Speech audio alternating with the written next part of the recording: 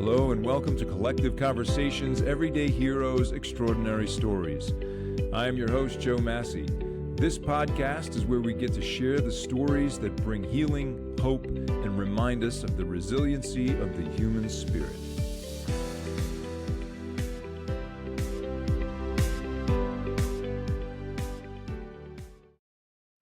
Hello everyone, welcome to Collective Conversations, Everyday Heroes, Extraordinary Stories. My guest today, Michael Bugary. I mean, how many people do you know that had the opportunity to play Division I baseball, get drafted by the Boston Red Sox, then have an opioid addiction, moving into a diagnosis of brain cancer and finding their way through it? Well, that is just the highlights of Michael Bugary's story, and he's going to go into details on his journey through his unbelievable life so far and what he's doing today as a result of those experiences. So I'm not going to share too much. No spoiler alerts here. I'll let Michael share the story. I appreciate you staying tuned and listening to Michael's story. So thanks, and I'll see you on the other side. Michael, how's it going, man? Good. How are you? Pretty good. Doing all right. I've been looking forward to this. So let me just give you a quick intro to those of you who don't know who you are. Michael Bugary. He's got a big story that he's going to share with us today. And man, when I heard it, it's like he's lived 5 lifetimes, right, Michael? I mean, the things that you've been through. You played Division I baseball at University of California Berkeley. Then you were drafted by the Boston Red Sox. Which again is like, I'm sure a dream come true for many. And then you stumbled into some addiction with opiates and navigated that, battled that, followed by a brain cancer diagnosis, going through all the treatment there, still navigating the addiction, the diagnosis, and you're going to share with us how you got to where you are today and found your way through that. I mean, like I said, there's numerous lifetimes of challenges there that you made through, and you've got a story to tell. So, did I leave anything out? No, that's it, right? That's a big yeah. Yeah, That's all. that's it. That's it. So, and from that, you've been taking your experience and speaking in a variety of different venues. You've speak at prisons and jails. You speak at in rehab groups, and few other venues that Yeah, you'll share some with us. charity events for cancer and Right? things. Yeah, yeah, Yes, with you'll talk to us about lingo, yeah. which Do some work with the hospital. Yeah, visiting children with cancer, and you're a busy guy using a lot of your experience to share with other people and help them through and heal.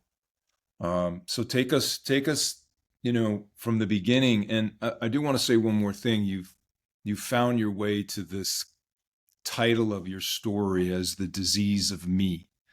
And yeah. so that's where we are today.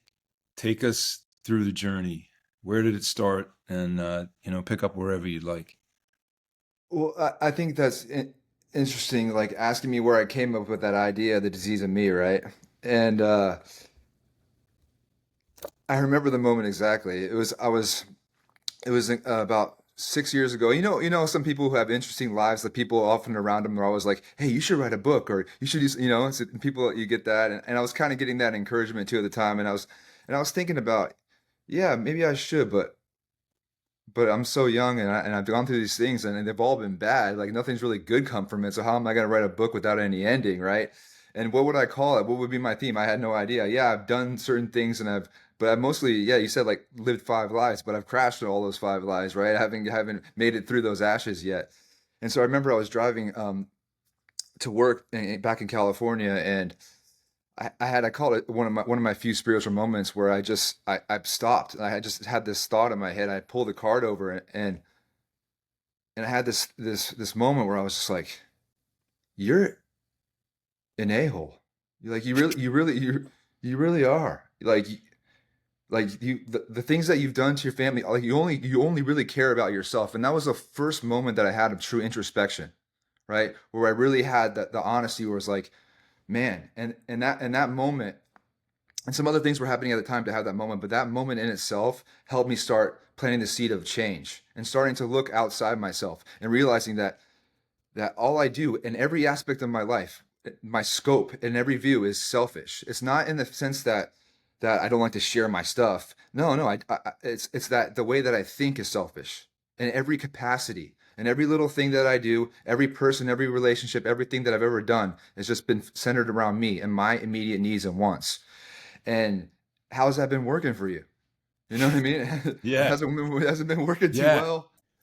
So that's like the first time you've shared that with me, because I've had the pleasure of Yeah, yeah. talking, with you for a while. And where were you in your life? Like, I know we don't know about the before and the after, but were Yeah. you like in the midst of the addiction after it, where you're like, I'm just an a-hole? So Like, this was right before I started to make these big changes. Right before I moved to Ohio, about 5 years, 4 years ago or so. This is when I was probably 3 or 4 years into my cancer recovery. I was back on medication. I hadn't used opiates or anything in years, so I was pretty into that. I was still not completely sober like the way that I am now, but I was just on a lot of medications, and but I was at that cusp where I knew that I needed to change to get off this stuff because it wasn't working. You get to a point where you're taking medications, and the pain, whatever it be, mental or physical, it just stops working. The medication stopped working, and so that's where I was. I was at that point. I like to say it's like I was in a limbo of agony. I was in so much pain from my side effects of my cancer and treatment that I couldn't sit still, or I couldn't move comfortably. So I was caught in that middle, and I was at that point, the break of change, and I had been so stubborn and so stuck in my ways that I was just like a mule over and over again against the wall, and I wasn't able to take the next step on how to help myself. And I had to look outside myself, right? That was my first like spiritual experience where I had to say, hey, maybe I'm not the center of the universe, right? It's like my own like Copernicus revolution moment. yeah.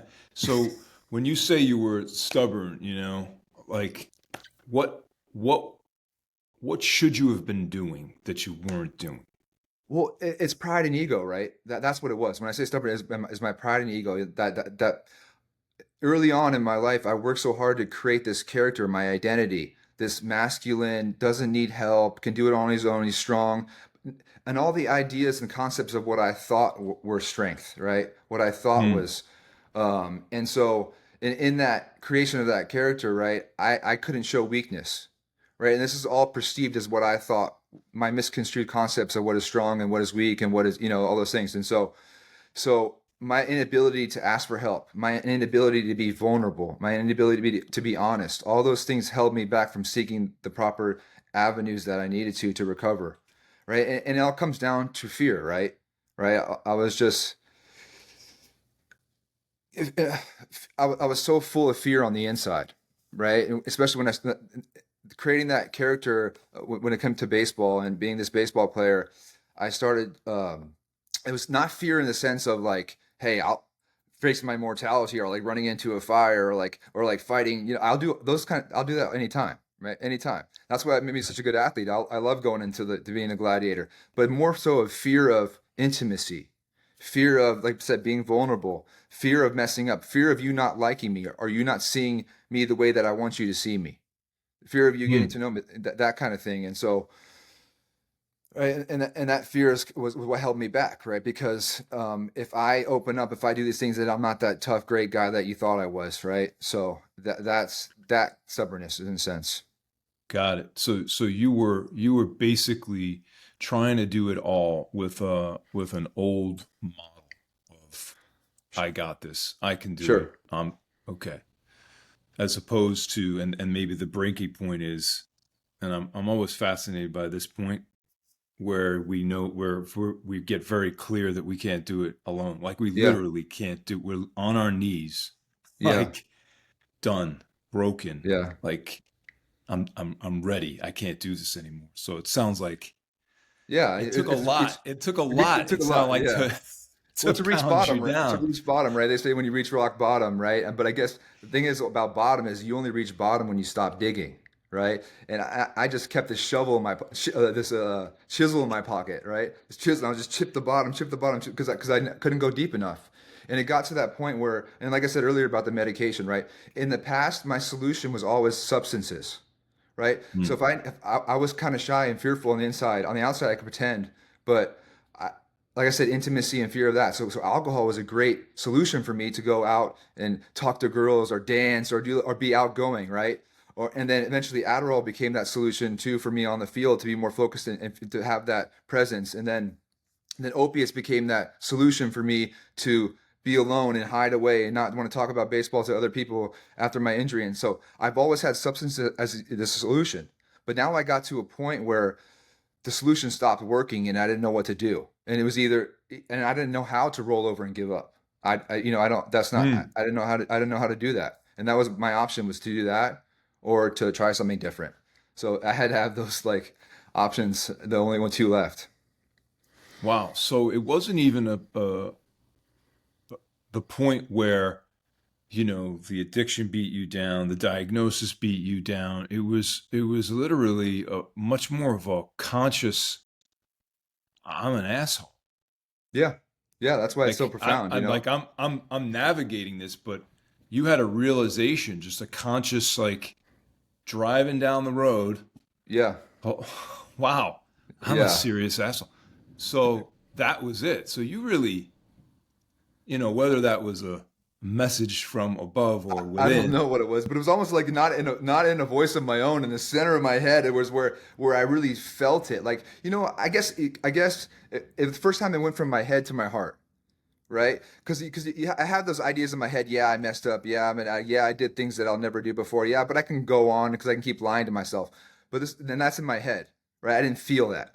But this is the first time that was actually like, hey, like, look what you've done to your family. It was the first time I thought about somebody else for real. It was the first Mm, time I really thought about what I was doing to the people around me, right? And that's why I was like, this is a disease, right? That's why that's what came to that. This is sick. Like the fact that this is the first time at 30 years old, that your first time you're actually thinking about that, after all the things that you've done to people.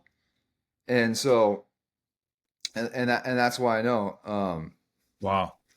So was there a point, like, I don't know where you were driving from or driving to, or maybe something happened that day or that week where you had a glimpse of the pain your family was in? Like, did something reach you differently?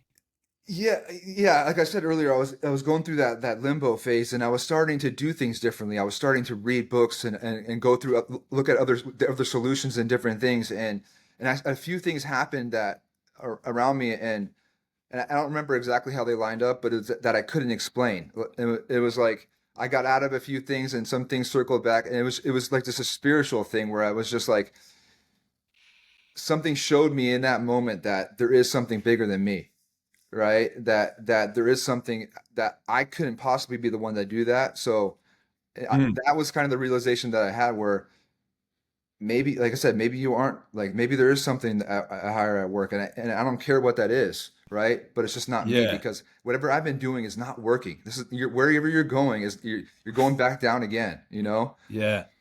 So, okay. Is it fair to say, because you said at that point you had already been in Yes. recovery, is it fair to say that something was working on you through your journey that far through recovery? Because I know you don't get that far in recovery just from, telling yourself to stop using. You were in groups. There was some process that was already, it sounds like, at Sure. work on you. Sure, the seed was planted, right? The seed was planted, and I spent 10 months at a treatment center a few years before that, and at that time I had gone through an outpatient to be able to get on the medication that I was on. So I heard the words, but like I said, they were all up here, and yeah, maybe it was the seed was planted, but still at the same time I was not taking the advice. I wasn't. I was always taking the easy route. I was working the way around it. Was never doing the things that I didn't want to do that I know that would help me. I was always taking my will back.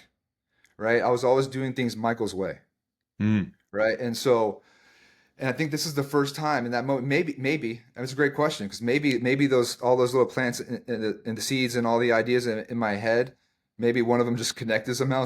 There's some synapse that happened. Maybe, I don't know. Maybe it was somebody up there with the wires, maybe somebody, Well, some, it's kind of like learning a new pitch, right? I yeah, mean, yeah, first you kind of suck at it, and you're like, yeah, nah, and then all of a sudden, doesn't something click? yeah, And yeah. it's It's a like good way to now put it's it. Yeah. Yeah, I and it could think be a little, yeah, it could be a little tweak, in your grip. Yeah, and it could have been I heard something different. I was on my way to go coach some kids or something, and I don't maybe I don't know. I don't yeah, exactly know, but you're right. It yeah, could have been anything, and that's yeah. and It that's the sounds like beauty it of was it. a lot of things. Yeah, yeah, yeah. Like That's a it's yeah, it's the process. It's people you probably met through treatment. It's the coaching, and I want to hear yeah, the coaching that you do with kids. And it was probably when you were spending time with your family, and now all of a sudden you're seeing a look on your mom's face that you've never seen before, yeah. or some pain on your dad's face. Like so, it's like Well, the you know this, fact. Joe. You know this being an athlete, right? Sometimes as a coach or you're helping somebody, you have to say the same thing in many different ways, right? For it to click, right? You could be saying the same thing over and over again 100 times to your student, and then he hears it from somebody else, and then he gets it, and you're like, hey, this is what this guy. Well, I've been telling you that for 10 years, right? So, Yeah, or your parents, same kind of thing with your right. kids, right? So it Yeah. could have been maybe in that I heard something in a different way on the radio or whatever it may be. And I think maybe I did because I think at that time, uh, I think I was reading a book about ownership, taking ownership of your life, right? Not about Mm. all the things, and no matter, right, the responsibility side of it, right? Like even if things aren't my fault, right, it's still my responsibility to deal with them, right? And Was that Jocko Willinik's yeah, yeah, I think so. I think I saw it. Yeah, yeah, extreme yeah, yeah, ownership? Yeah, yeah. I great think book. I think something got put into my head about that, where about my responsibility. Like even if they are my fault, I still have to deal with them, right? Like if a baby ends up on my doorstep, I didn't put it there, but I have to decide what to do next, right? Like, and Yeah. so that's kind of I was going through that. So maybe that's right. Yeah, I forgot about that. So No, I think that's, you know, I know people listening, everyone's struggling with something, and so when people can like hear what worked, with you sure. and I get it, it's sometimes it feels like it's a mystery and then you start to drill a little bit, deeper and you're like, okay, Yeah, these are the pieces that led to that. I mean, I'm always fascinated by that moment. And I yeah, know it's not just one thing, and I think as you're saying, it was like a lot of pieces coming in. sure. So, so, so tell us about like your journey and baseball, and give us a Yeah. little of the Okay. where it Uh, started and this identity of a D1 baseball player and all that stuff. Yeah, well, early on, my parents were in the military, so we moved to California when I was about five or so, and my dad then retired and got a different job, and so I was always like kind of an outsider, right? Because I lived in small town California, not Monterey and other areas around where it's not the big city, but still it's very touristy, and there's your small town community. So I was always kind of like an outsider. So with that sense, I was always and my parents, because of how expensive it was to live in Monterey, they had to buy a house 30 minutes away, so I was transferring schools a lot and things, and so I was always trying to fit in different ways, and part of that was I was conflicted in the sense where like that fear I mentioned earlier, and but also this like kind of overwhelming feeling, right, that I didn't understand why people didn't think like I was as cool or as popular like as I thought I was, right? And so I would struggle with that, and so eventually I found playing baseball, and I it started out as like any kid, it was a love for a game, right? I loved the game, I loved playing it. I found out I was pretty good at it, and then I quickly learned like the better I got, then I started to get the attention and validation that I was desperately seeking, right? And so um, with that, and then I started then my parents started to take notice, and sometimes like sports and other things are forced upon kids, right? I was doing the opposite, right? I was forcing my parents to do it, and I started playing travel ball, started getting professional coaches, and I saw that those professional coaches, how they were treated and how they carried themselves, and I was like, that's what I want. So I tried even harder and practiced even more, and I started to get those things, and then I transferred high schools, and again outsider again, so I got to impress more and more, and then eventually, I learned that the better I did on the field, the less consequences I had, right? Because I looked all good. I got a scholarship to California, University of California, Berkeley. Then I got worse, and then alcohol was introduced around that time, and I found quickly like I couldn't hit a 90-mile-an-hour fastball when I'm drunk, right? So, because I don't know if you ever tried, but so it wasn't really helpful on the field, but it really helped me in social situations, and that became a pattern of needing something for something, right? And so that once that entered in my life, then I started to see not a downward spiral in performance, but a downward spiral in the sense of my choices that I was making moving forward.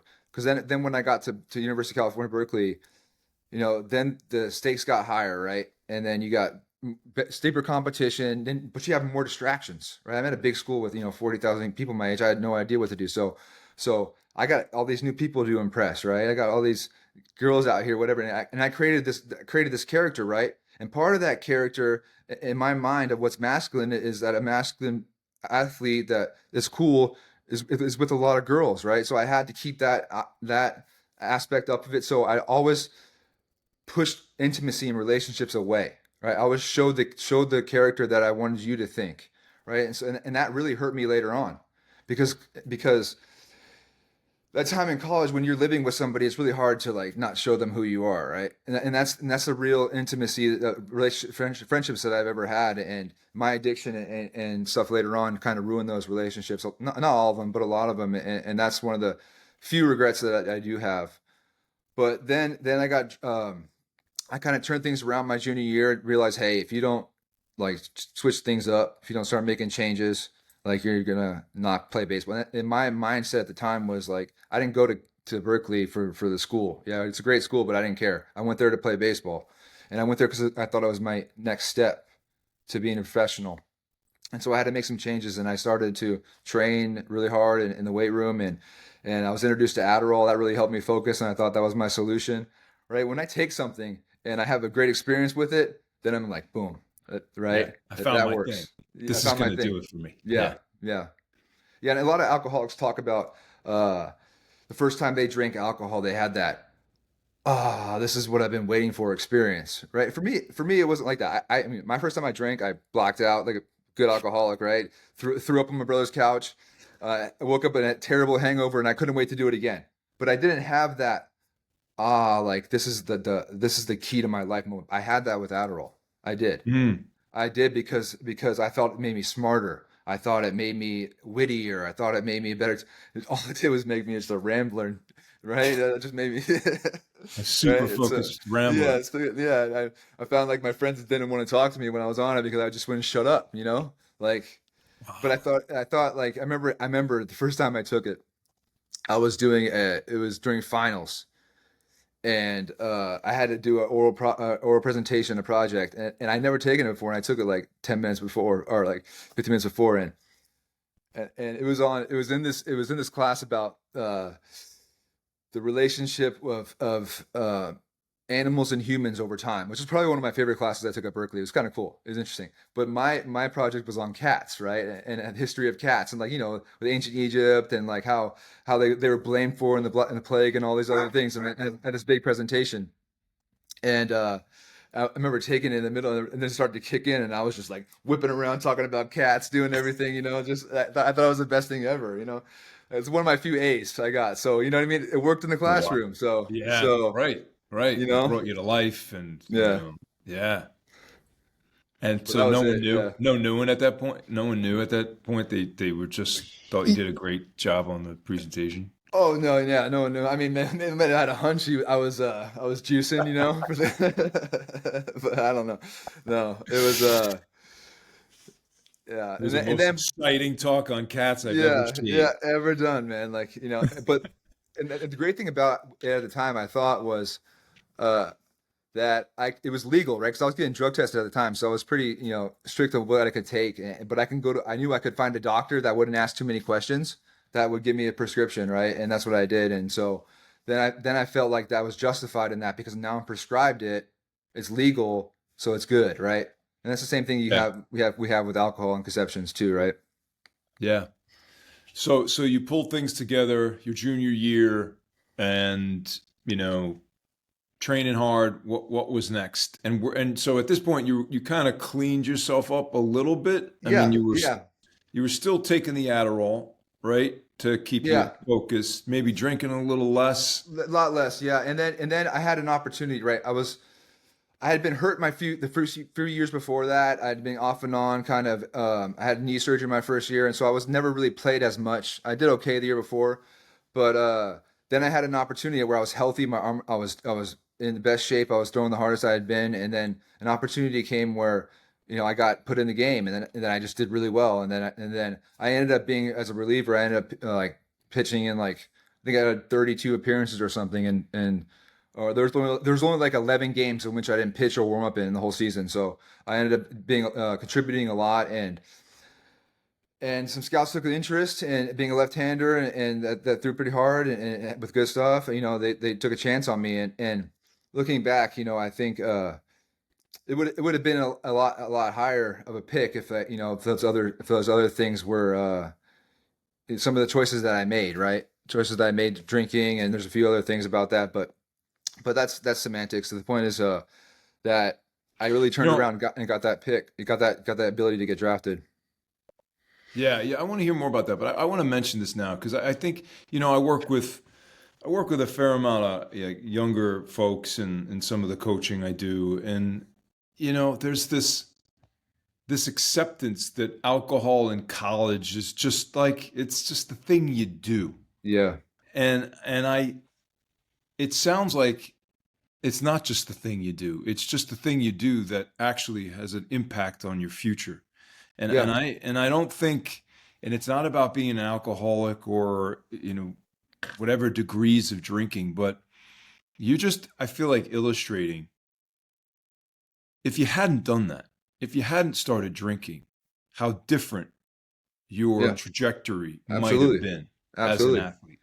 Well, I think Joe, it comes down to choices, right? It's not about the alcohol. It's just about the choices that I made, right? And I didn't realize, right? Just like anything in life, in any aspect, the higher that you climb, the more it becomes about how well-rounded and encompassed you are, about the choices that you make, how you carry yourself, how you present yourself, your reputation, and all those things, right? So I didn't care about any of that. I cared about me. I cared about my immediate needs, and I needed attention. I needed this. I needed that. I needed baseball because if I didn't have baseball, if I wasn't playing and I didn't have that prestige, then I had there's nothing was point. Then who am I going to brag to, right? Who am I Right. going And like to? you said, that was the thing that got you in everyone's good graces from being the outsider. It was like if you didn't have Yeah, baseball, you would have just been the forgotten yeah. new kid potentially, And that's the fear inside of me, the fear of being average, right? The fear of normal. That's what drove me, right? Yeah. And so, but that's like and you're right about the college atmosphere with but that's where all the fun is, you think, right? That's where all the girls and the fun are, right? And better if someone is dealing with those distractions, right? And there's a time and a place, right? There's a time and a place, and the better. But for me, it was all the time because I needed that all the time, Yeah. right? Yeah. It was like the hedonic treadmill, right? No matter how much I got, I needed more of it because once I got it, it didn't matter. I needed more, needed more, needed more, and so it was never ending. And so Yeah. that was the only one of the ways that I knew how to get it. Yep. So let's go back. So the Adderall, because I want to track the use, Yeah, and sure. also your progression. Junior year, scouts are looking at you. What's next? Well, that's the good thing. Just to touch on that, that's the great thing about going to school like Berkeley in the Pac-10 at the time is that the scouts weren't there to look at me. The scouts were looking at one of my teammates. They just saw me, right? Because I'd been hurt so long. So you get exposure that way, right? And Yeah. so then I get drafted, and then I decide to like. I mean, because of the season, I pitched a lot, and there's kind of some falling out. A lot of my friends were leaving too. So decided not to stay there. I wanted to go pursue baseball, so I left early, right? And so I got to the Red Sox and with the organization, and then but now that gets even higher, right? Now you're almost a property. You're an employee. You don't have that safety net of the school. You don't have the safety net of your parents. You don't have any of that safety net anymore. And now the scrutiny is even more on you, right? Mm. But to me, I don't think like that, right? I wasn't thinking about my future. I'm thinking about this now, my immediate, like just like an addict would, because baseball was my first addiction, right? It became um, a, like I said, addiction. So I was out there at the same time. Now I got all these new people to impress, right? And how do I do that? I got to show them this tough, masculine, a lot of girls like him, all these other things that I got to do. So I did that, right? And then I had a pretty decent. I was able to balance that. But in night games, I mean the pros, they're all night games now. So as a relief pitcher, I can't be taking. I'm taking Adderall at 10 p.m. And so anyone who knows it's taking amphetamines, they're not easy to sleep on, right? And so I found myself because I found myself like, well, drinking helps. If I drink enough to pass out, I can get sleep. And so I kill two birds with one stone. I can get the validation and thing, and then so on the days that I pitch or something, I would do that. And I tried to balance it out, but it never works that way. And so the next year I went back and I talked to my doctors and told them my problems, and I got that figured out. And I came back that next year in spring training, the best I'd ever been, throwing the hardest I'd ever been, in the best shape, mine the best it's ever been. And and I was ready, and but I've already built that reputation up, right? A little bit though everyone around. So they know that, and I was working to mend that, and it's possible. But right before the season broke out, I got hurt. I threw a pitch and my arm popped, and around the same time that happened, I think within a day or on the same day, my dad had a major heart attack at home. And so I didn't. They were like not wanting to tell me about it because I'm out playing pro ball, pursuing my dream, and they don't know that I'm hurt, right? So I'm not hearing a lot over there. I thought my he might be dead, but he like flatlined for like 8 minutes and it was in really bad shape. But he was stable, I guess, for a while. But when I found that out, because they were really close to me with the baseball they followed, and when my dad woke up, the first thing he said was, "Don't let Michael come home." Because he wanted me to like because it was a team effort. They were there. We traveled all everywhere together. My parents and me to Mm. to play this. It was not just for me. It was for all of us. And so he immediately wanted me to stay out there. And but I was hurt and I couldn't tell them. Right, I can't bring that upon them too. And so what do I do? Like, what's my solution? Right, I don't have baseball now. I don't have this. I can't throw. So I turn to alcohol and Adderall and other things that I have at my disposal to get me out of the space that I'm in, right? And so, and because of that, I'm not, like I said, I'm thinking short term, always like I do, right? So I'm not putting that time and attention into my rehab or fixing my arm that I should be necessarily. I'm putting it into getting that validation I still need elsewhere. So the damage I probably did to my arm when it was not healing, who knows? And my Mm. surgery wasn't quite successful. They had to take out more bone than they thought they did. And basically, when it was all done, I came back the next. I just couldn't throw right. I couldn't throw as hard as I was before. My arm just didn't work properly, and they ended up releasing me. So Mm. because they didn't really give me any time to heal or to try to recover, they just paid for my surgery and pretty much and it's understandable because of the reputation that I had. Right? They don't. They're not going to waste any more time on someone who doesn't take it seriously. I mean, I held that resentment with the Red Sox for so long, but the reality is, it's ownership, right? It was my fault, right? I didn't put the things that I needed into. What if you were them? Would you hire an employee like that or keep an employee like that, right? Right. So it's all about perspective, right? And so that was a huge weight lifted once I was able to let that resentment go, because Yeah.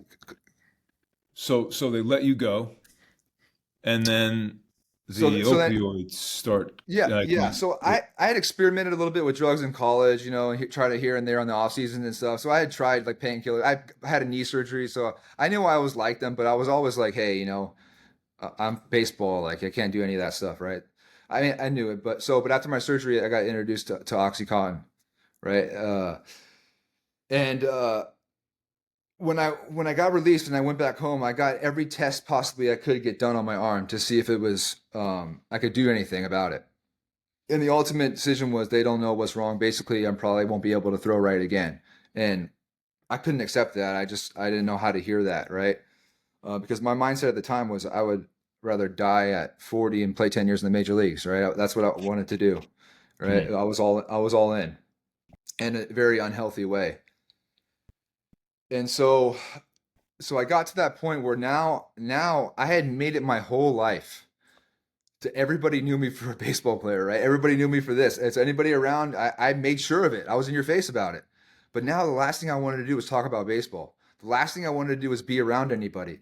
So I needed something to help me numb myself and just be okay with being in my basement. And that's what opiates did for me, right? They worked. They worked wonderfully. It helped me feel good and not worry about anything. Hmm. And Wow. um, And then that was a situation where, you hear with Oxycontin that yeah.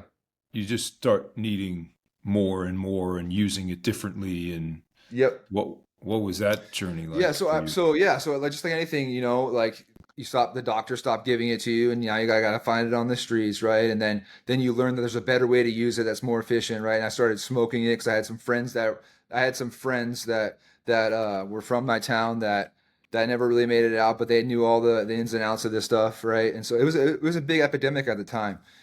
And so then they stopped making the type of drugs that you can abuse, right? And so once you start using it a different way, you don't want to go back. I'm not going back to just like normal swallowing. You know what I mean? I'm Yeah. beyond that, right? Right. Right. Right. I've progressed. Sophisticated. Yeah. I've progressed, right? I smoke heroin like a gentleman, right? Um, but so once they stopped making it, that's what I progressed to. It was is now you don't have that. Now heroin's cheaper and it's better, right? So and that's what a lot of people did, and that's what I was introduced to. And I went through the struggle, and at that time I had done a really good job of like hiding it, right? Living these two lives, right? I would get healthy or get off of it and then go coach and do all these things, and then at night I would go do my thing, right? Then in the daytime, so I lived this dual life, and I was so good at wearing those masks. But then once like a drug like heroin enters the system, right? Once it comes in, then you don't have that brain capacity anymore to to spread it out here, to spread it out there, to spread it out here. It's solely devoted on getting it, right? And, Hmm. and so you stop caring anymore, right? And so that's when people started to notice. And eventually I got an intervention, right? The reverse surprise party, I call it, right? That was an experience. And then I got sent to treatment in Arizona, and I'm grateful for that experience. I did the things that I needed to do to survive there, right? I wasn't fully committed to it, but it did, like we talked about earlier, it did plant that seed in my head of Hmm. of what I am, what I've done, what I need to do potentially to recover and all these other things. And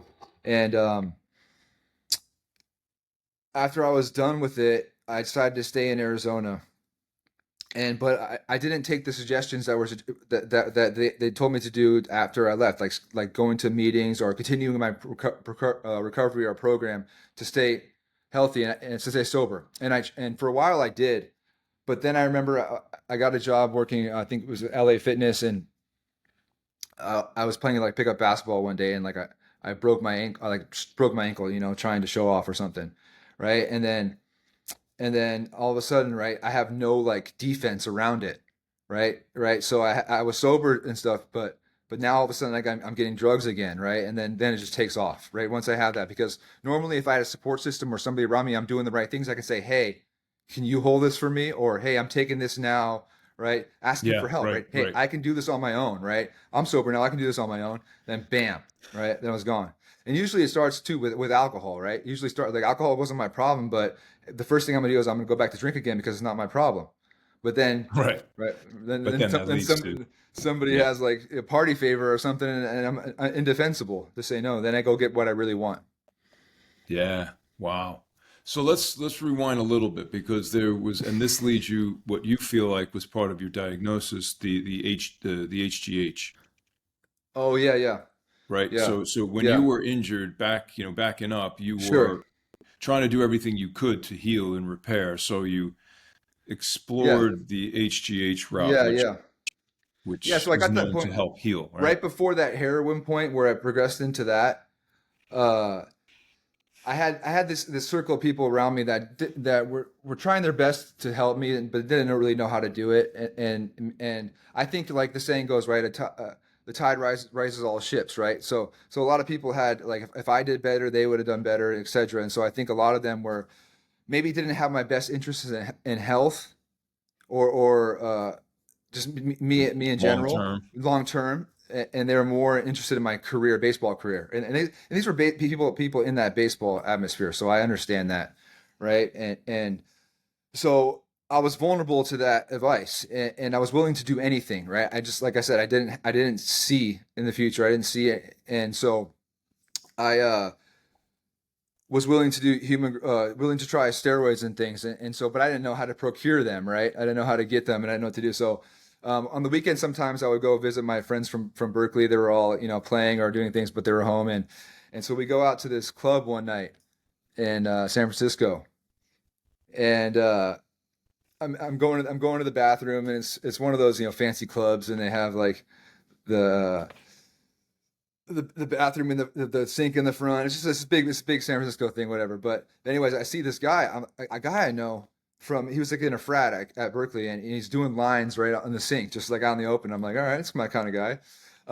And so I go say hi to him, and we're just talking for a little bit, and he gives me a line and whatnot, and I asked him, hey man, like, do you know anyone that I can maybe get steroids off of or human growth hormone or anything? Because my thought was that maybe that human growth hormone, like Barry Bonds and all these other people did it, they made them bigger and stronger. Maybe it can fix my arm, right? Because I didn't have much knowledge in that sense. I just go off conventional wisdom, right?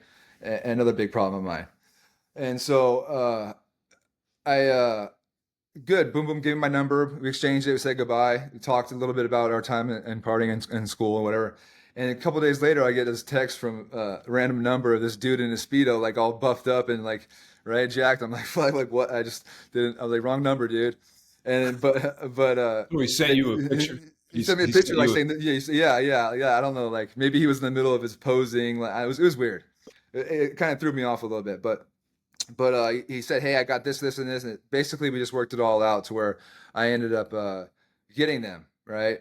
And so, but when you do So those, he's basically showing you how big you can get if you take this yeah, HGH, right? yeah. Meanwhile, But he, you were but he not doesn't. He doesn't. interested. I don't care. No, I'm trying to fix my. Right, I'm trying to play baseball. I don't. I could care less about right, that. Right. That's why right, I'm right, like, dude, like, right. But I don't want to say anything to him because I don't want. I don't want to ruin my plug. So. right, right, right. So yeah, he kind of had me in a standstill because I really wanted to say some things, but Yeah, you're like, I'll keep yeah, quiet for the yeah. yeah, So then you connect with him and he hooked you up and yeah, then you had to navigate that kind of by yourself, right? There was no yeah. medical oversight. No, and I did it. I know I did it all wrong, and so and then I did it for about 3 weeks, and I could start to feel like the effects of it because I was doing that, and I was doing like some other anabolic ones. I can't remember exactly what I was doing, but I had like a whole cycle, and I did it for about 3 weeks, and then I got to a point where I could throw again, and I went in and pitched a live game, scrimmage, and I blew my arm out again, and it was just Mhm. like, and I had a terrible performance, and I was like, this shit don't work, so I threw it all down. I moved to the Bay Area by myself and just went on a binge with heroin and all that other stuff, just and I just that and that's when I finally got intervention because they saw I just left and I just hid in an apartment up there by myself and just didn't even have a bed frame, just on a mattress, just miserable depression after that because that was my last chance, that was my last chance. And then and Right, then I would right. then I would wake up in the morning and I would take Adderall and then I would go do 10 lessons a day. So I'm out there pretending and working with kids and I'm out there like that's a selfishness in me, right? I don't think about like, hey, you're like, and I always did a good job because I kept getting more people, right? So, but it was always that BS out of my mouth and this and that, and it would eat at me because I'm not practicing what I preach. And right, and when you live that way, it's a horrible way to live when you're just like so fake and lying all the time. It takes something out of your soul. And that's why I have to, even now when I'm doing this, I have to be authentic and honest, even if I don't want to be sometimes, even if it makes me look bad. I don't care because I have to practice what I preach if I really, And so, Yeah. yeah, that was a hard couple months in that apartment by myself. Wow. So you're there, you're getting you go to treatment after that, you're on your recovery program, um, and then the diagnosis. At what Yeah. so yeah.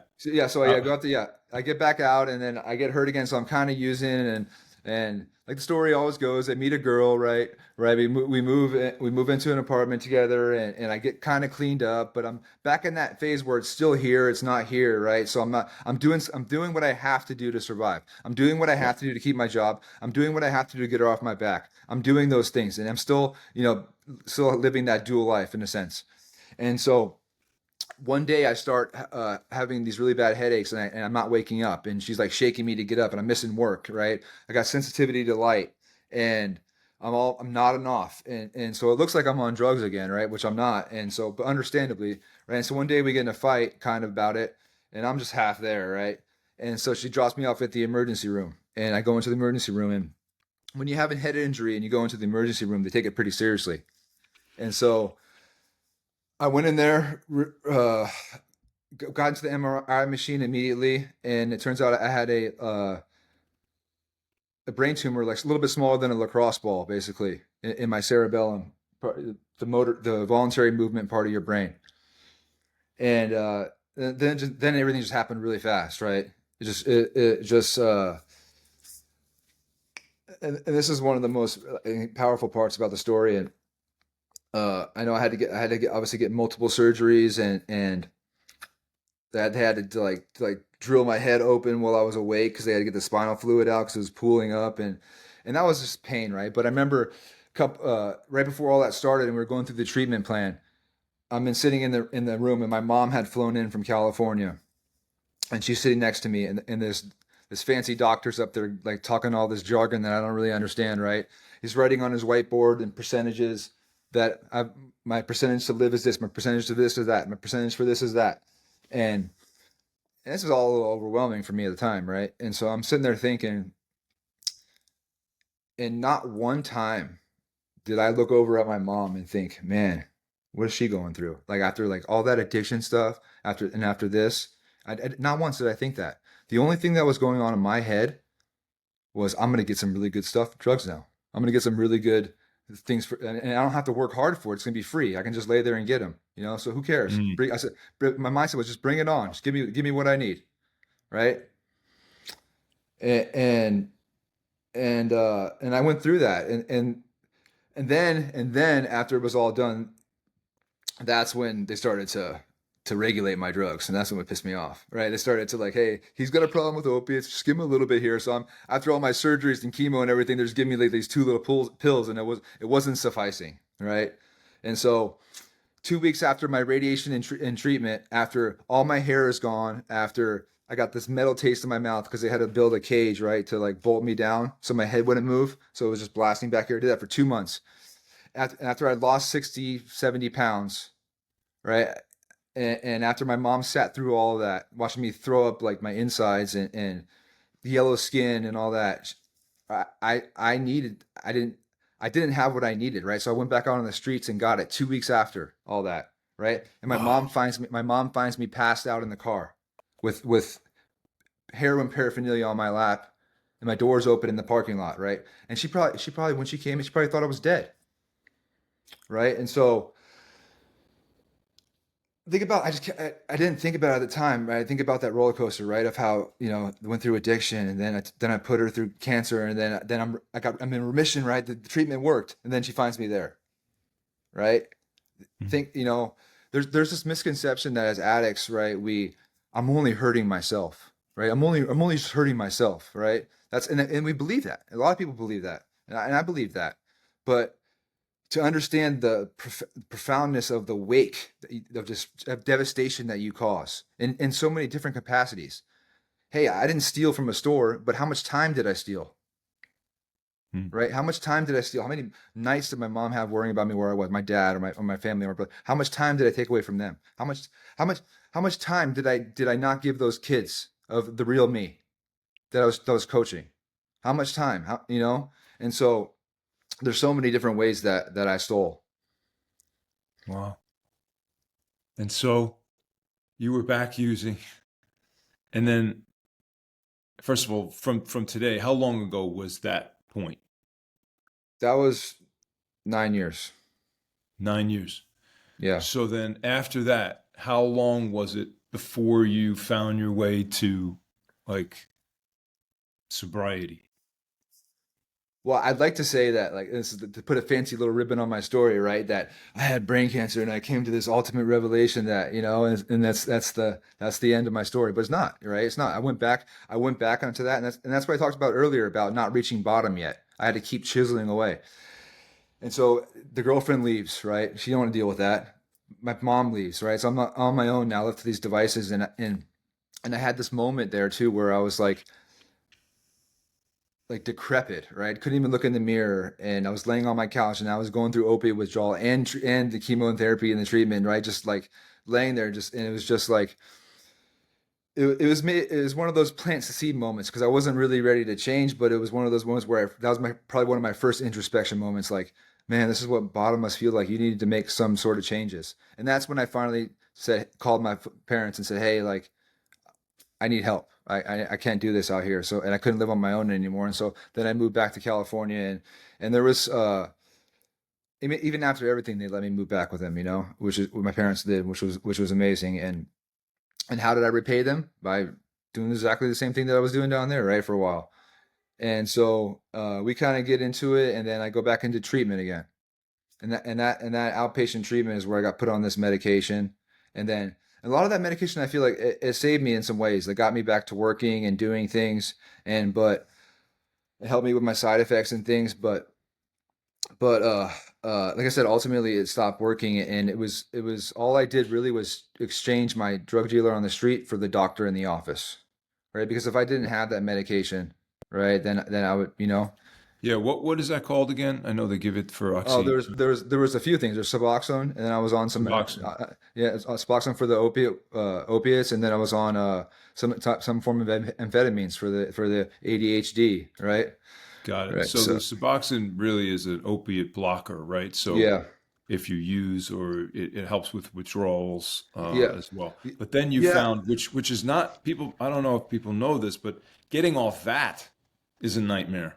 I thought it was And worse. I thought it was worse. I and would rather, and you I would, and you yeah, did that. yeah.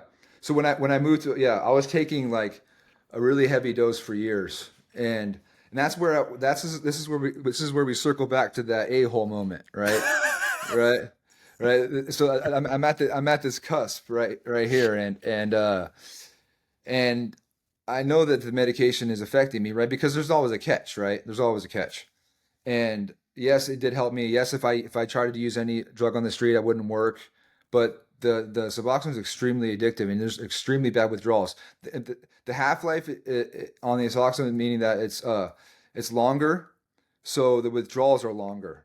I mean, maybe somebody that's a chemist is probably going to correct me because I don't really know I only look like I know what I'm talking about, right? I only Yeah, well, sound you like it. experienced Yeah, it. yeah, That's yeah. So yeah. So the withdrawals are not as the peak is not as high, like pain wise, but it lasts way longer, right? And so basically all those symptoms are a little bit more mild, but they last way longer, which is terrible. It's like a slow death, versus I'd rather just take it all at once. But and so yeah, I when I decided to move to Ohio, and I spent my first few weeks in Ohio at the treatment center, just getting off of all the medication. So I had been so far removed from like street drugs at the time, or anything like that. I was just the medication that I decided to get sober from. And then I decided to do some of the things that were suggested of me, and get involved in some treatment stuff, and get involved in just do things that I didn't want to do, things that were uncomfortable, things that I always avoided, right? And that's part of the identity thing, right? I never did anything that I didn't want to do. And how we learn about each other, I mean, I'm sorry, how we learn about ourselves, how we learn about who I am is by facing uncomfortable things, right? And so I've done all these uncomfortable things for the last several years, and it's really shown me who I am. Wow. So you, it's amazing, man. And because I know where you are now and the work you're doing now. And so you moved to Ohio, you got yourself off everything. How long ago was that? Like from this point today, how long ago when you were kind of off everything? Oh, And yeah, I've been completely sober of everything for 3.5 years now. it's amazing, man. Amazing. And so you took your experience, you've created this platform of the disease of me, and you're going around to these different venues sharing your story, Yeah, not in a preachy way, but just to say, hey, this is what I've been through, kind of like if I did it, you yeah, know, yeah. A lot. And right? look, I wish, and this is part of this is like the brutal honesty I have to have, right? I wish I could say my motives were all altruistic, right? Yeah. And I found that like helping others helps me, right? But the part of the thing that I loved about baseball more than anything, especially to the level that I got, was when I got to play in front of all these people, right? I loved it. I loved the feeling, the adrenaline. I loved the putting myself on the edge. That in that Yeah. arena, I could do that. I loved it, and I thought that I would never get it again. And speaking gives me that, right? And so yeah, and if I can help a bunch of people, great too. But there is a little bit of like that's the thing about the disease of me. It's terminal, right? Right? Yeah, It's, but it's never listen, ending. show me an actor, who, Yeah. and I'm sure there's some out there who don't, get the high from the work. I still think it's a That's the point, right? That's the reciprocity, point, right? right? It's a We all reciprocity. have it. Yeah, Yeah. yeah, We you're all doing have the it. That's the thing that, point. let's just say, Yeah. that lights you up, and in the process, you're giving people some hope Yeah. and Sure. a bright Absolutely. light into, like, holy shit, you know what? This guy did that, and he did a lot of messed up stuff. Yeah. Maybe some people are like, I haven't done half that, but man, I want to figure out how to do that. And Michael, what's really important now is just to tell us a little bit about the work you're doing with children and with Oh lingo, yeah. and how lingo Yeah. kind of saved your life Yeah, that's a in a part. That's a way. part I kind of brushed over, right? Too, and you Yeah. know what you mentioned earlier too. This was that moment was like right before I had lingo officially, right? And but it was around that time, and where I just got him. I had worked with him a little bit as his handler, but so when I got back home from So tell us who lingo, like what oh, lingo sorry. Yeah, is. Lingo. Sorry, Lingo's my therapy dog. Sorry. Yeah, I Yeah, forget. no, that's all right. Yeah. I didn't. So We just, yeah, good. yeah. So I was going into that. So when I got back, like I mentioned earlier, when I went back to California with my parents after all that stuff was going on, about like a year into it or so, my mom brought home a dog one day, right? So I guess Lingo was stationed at the military base where my mom worked. My mom was the chief of operations at the Defense Language Institute in Monterey, California, and Lingo was the the, the commandant of the army base. Thought it'd be a good idea to adopt the dog from the local SPCA to be a therapy dog for the soldiers, right? To boost morale and on paper it was a great idea, right? But at the base you have half barracks or of soldiers, right, learning all different branches, learning different foreign languages. Then you have civilians that are working there to help the soldiers and do logistics and those kind of things, right? So the civilians were really in charge of Lingo's daily needs and all that stuff. They were because the soldiers had other things going on, right? Yeah. But the civilians aren't there 24/7, right? Soldiers are. They have, go home on weekends. They have families. You know what I mean. They're not enlisted, right? So during the week, everything was fine, but on the weekends, Lingo was left up to soldiers, and a lot of times you get soldiers on shift that maybe don't like dogs, right? And Lingo was getting passed around a lot. He didn't have an Mm. owner or handler. Most places, like at the hospital where we go now, and I'll get to that, they have a assigned handler, like a police station. Like they have an Right. assigned Right. handler. The dog belongs to the police station. The dog belongs to the hospital, whatever. But the handler is the one that takes care of them, and that's where all these complications come when they retire, right? So Lingo didn't have that. So some of the civilians started to take because it was having a big effect on him, and so some of the civilians started to take him home on the weekends. But there was a lot of things where they have other dogs, they have other things. So my mom started taking him home because it was getting, she was one of the few in charge, and she's an animal lover, and she's like, all right, I see this dog's hurting. So, but I think it was a mother's intuition, right, where she knew that she had a son at home that was hurting, right, and at this point, I was on my medication, and I was starting to get better, but I was still, I was still noticeably just down, and so she brought him home one weekend, and then we just like kind of connected, right, uh. And I think this was a pivotal moment really in my recovery because, and this is what it's all about. And I think my message is really, it's about how do I become more present, right? Because in the present is when I really recover. And when I first got Lingo, I didn't like to go out of the house, right? I looked okay on the outside, but everybody treated me like I was normal. I was in so much pain on the inside, right? I hated being around people because how could you not know I'm hurting, right? I'm still caught in myself, Mm. right? I'm still, and so, and later on, it's a great lesson in learning not to judge people, right? But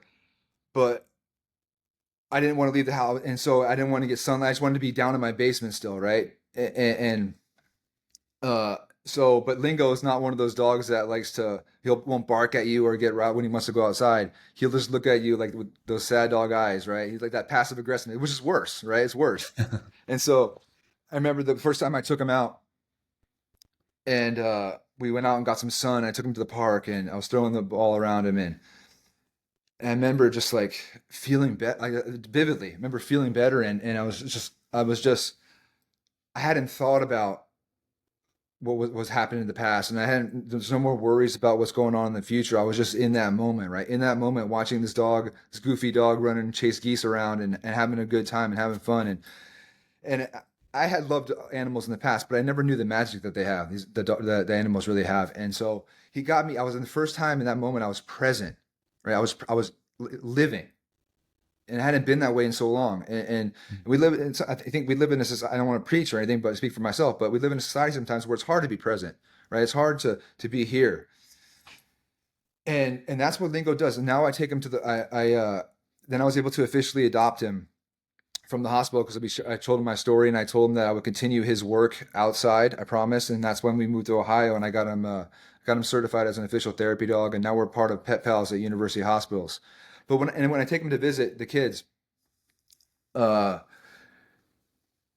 and that's what he does. We get in there, and no matter what these kids are going through, no matter how much pain they're in, no matter what, when Lingo jumps up on the bed with them and they get to pet him, they're in the moment. They're not worried about this, not worried about that, and and the parents, the weight lifted off them seeing their kid smile for the first time, right? Mm. And it's so magical. There's been so many experiences in that sense, and we do a lot of work with them.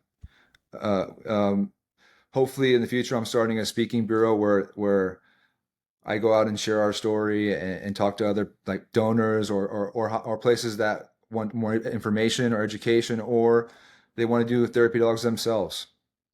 And I forgot to mention one of the main reasons why I chose to do that avenue with Lingo was that the brain tumor that I had happens mostly in children. It's very, very, very rare in adults. And I know that there's some culpability in what I went through, right? Like I had some say in it, in a sense. But like thinking of like a 5-year-old going through that, like an innocent that they who had no say in the matter, right? That really affected me. And so even how hard it is sometimes me being back in the hospital and going through all that again, that thought really keeps me going, and we love doing it. So and Lingo loves it too. That's awesome. Amazing. And then what I also think is really cool on top of all of this, the work that you're doing, the speaking that you're doing some training, right? With kids, are you doing a little sports training here and there Here or here and there, here and I, there? I I Yeah. still I still I know do it. that's Yeah, not, yeah. yeah. But I do it you for have a mostly I do farm. it for mostly close friends and family.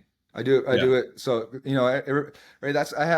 I say I didn't win any awards in baseball, but I got the triple crown of life, right? Of adversity, right? I got baseball, sports, addiction, and cancer. Everybody in some capacity has been affected by one. And so Yeah. I run into a lot of people that I meet throughout my story that have kids that are playing it, and I'll help out here and there. I don't particularly enjoy it as much, but Yeah. when Yeah. but I don't mind. Yeah, It's kind of like that skin was shed, you know. yeah, It's yeah, hard to go back and have your heart sure. in it. However, you've got this farm now in Ohio, and I told you, you've got these maple trees, and that maple syrup is amazing. Yeah, Uh, yeah, I'm gonna yeah, need some more soon. yeah. But like, say a little bit about what your life is on the farm and what that's like for you. Oh yeah, like I'm a farmer by day and speaker by night, right? Yeah, Yeah, like yeah, yeah, moonlight. It's just like my dog. He's a dog during the day and he's a therapy dog extraordinaire at night, right? yeah. Uh, no, when I decided to move, and that was part of the big part of my decision was is I inherited this property from my grandfather who has a tree farm, and it's a pristine, beautiful forest that he didn't let anybody touch or hunt or do anything on, and he's just taken such good care of it. And I'd come over the years growing up out here, uh, and I'm I'll put it this way. So I was running with my dogs this morning, or in every morning that I do, I run with them out there because I have it all trailed out and it's beautiful. And I was thinking about how good uh, it was for my recovery, how that beauty of that place, right, brought me into the present. Because when I first got here, I spent a year out there alone, like learning the difference between isolation and solitude, right? Right, learning how to live with myself and my thoughts and my ideas. And that place out there, it's in the middle of nowhere, right? It's hard going from Monterey, California, the beach to Pierpont, Ohio. It's called. Right, I traded Teslas for horse and buggies, because we got a lot of Amish out there. So, um, but but that was so cool, like getting involved in things that I haven't done before. So yeah, I have a bunch of maple trees. So I started learning how to make maple syrup. Right? I got a sawmill, so I'm going to learning how to make cutting boards and learning how to maybe have the land pay for itself a little bit. Just eventually, just to pay for like diesel and things that are expensive. I don't want to make any huge profit off of it, but it's something that to learn something different, right? Something I'm learning so much about my identity and myself that I'm not just like I wasn't just a baseball player, right? I spent so Mm. long thinking that was the sole person, that was my meaning, my sense of purpose. And now that I have this chance, the second chance at life, that I've been given a new perspective to do all these other things different, to learn to play the piano or learn to, do all these other things that I thought I would never do. But it all starts from that presence, right? Of being in the moment, to think clearly, to not living in fear of past or future. And that's what it's really all about, is how do I live more and more in the moment each day. Mm. I love that. That's awesome, man. And then I got to ask before we wrap up, Yeah. where do you hope to do more of your speaking? Where can people find you? Where do you want to continue to share your story?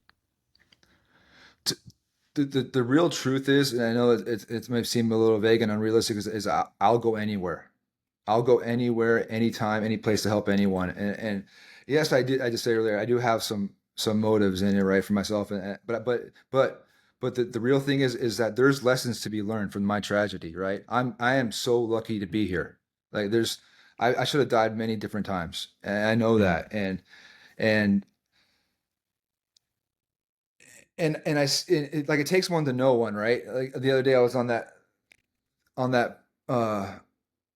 podcast, right? And they asked me what's like your pet peeve in people, and I think it was a good question. I think like right, whenever we see something we don't like, it's probably because we have some of it in ourselves, right? Right? Yeah. And so and I don't like people that just like are not courtesy of the people around them. They don't like respect the environment around them. Like for example, it's like littering or just being loud and rude, right? Those kind of things. All things that I used to do like more than I didn't do, right? And so that's what Yeah. bothers me most. But there's helping others is the message, right? Helping others is how I help myself, right? We hear all these things about self care and self love and all these other things, but the truth for me is if I help somebody else, like I do at the hospital with his parents, if I don't do that, I can't not expect anything in return. I can't have those thoughts about how is that affecting my mom, right? What about my mom going through when she saw me pass out in the car? What was my mom thinking about in that hospital? I can't reflect on those to change in the future. Right. So I hope eventually to talk to athletes. I hope to speak to cancer patients. I hope to speak to, I do a lot of work with addiction. I hope to speak to where I can make a change and I can help.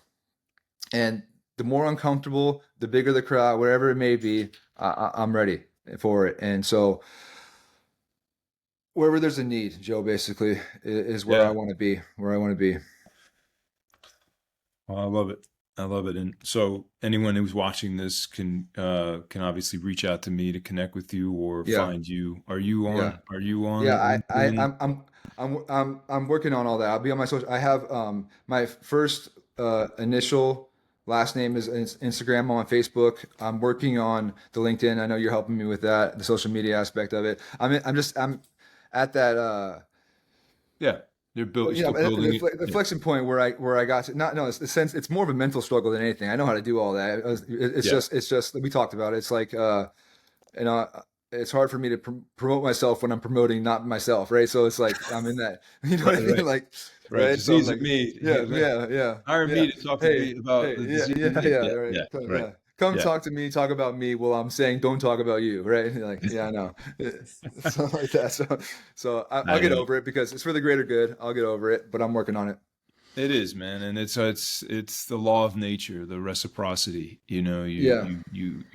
you're giving and you're going to receive in that. It's just how it works. So I love what you're doing, man. I'm so Thank you, impressed Joe. with what you've been through and what you continue to do. It's really amazing. So Well, thanks for we taking it. appreciate you. Yeah, Yeah, appreciate man. you. Yeah, yeah. Thank you. And yeah, I appreciate you carving out the time. Yeah. No, And thank you for your time. You know, I'm yeah, most yeah, grateful. we'll probably do it Yeah. again because you Anytime got you more want me, stories I in say there. anytime you want me to talk about my favorite subject, man, I'm ready to go. You know, I can go all night. I can go all night. Awesome. Sounds good, All right. man. Thank you. Thanks, I'll Joe. talk to you soon. All All right, right. you got Sounds it. good, buddy. Okay. Yep. All right, bye-bye. So there you have it. And that was not even everything that Michael could have shared. Um, but I do hope that it inspired you, helped you on some level realize again the resiliency of the human spirit, especially when we have the intention of wanting to move forward, of wanting to find a way out of the challenge. What I loved, one of the things that Michael said in particular was, first of all, how it was his family and a support system that helped him find his way.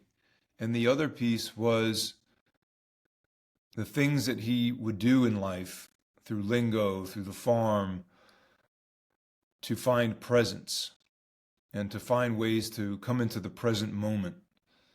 And I thought that that was really important because I think it is. You hear so many of the masters talk about how important the present moment is and that it's all that we really have and everything else is an illusion. That if we can find these ways when we're feeling challenged to find our way back to the present moment, man, does it help so much.